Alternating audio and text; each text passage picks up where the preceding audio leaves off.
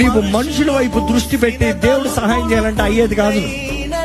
నువ్వు మనుషుల వైపు దృష్టి పెట్టిన ప్రతిసారి దేవుడు నీకు ఇవ్వదలిచిన కూడా ఆపెడతాడు. ఏం చేస్తావు చూస్తావు.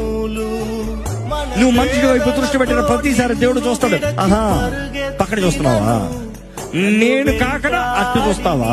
దేవుడు రోషం కలిగిస్తుంది. ఒక మాట ఇక్కడ మీ అందరికీ తెలిసి ఉంటుంది, నా జీవితంలో నేను అనుకుంటున్నాను. మనుషుల పైన ఎక్స్పెక్టేషన్ పెట్టుకున్నావా, లిటరల్ గా ఫెయిల్యూర్ చూస్తావు. మనుషుల పైన ఎక్స్పెక్టేషన్ పెట్టుకున్నావా, జీవితంలో కృంగిపోతావు. ఇది సత్యం. మనుషుల పైన ఎక్స్పెక్టేషన్ పెట్టిన ప్రతి ఒక్కరు డిస్కరేజ్మెంట్ లో బ్రతుకుతాడు. కానీ దేవుని మీద ఎక్స్పెక్టేషన్ పెట్టుకో, ఎప్పుడు డిస్కరేజ్మెంట్ ఉండదు. ఆయన ఇన్ఫాక్ట్ సర్ప్రైజ్ చేస్తాడు. నువ్వు అడిగి ఊహించిన వాటికంటే అత్యధికమైన కార్యములు జరిగించే దేవుడు ఉన్నాడు. నమ్మేవారు బిగ్గరగా హల్లెలూయా చెప్తామా?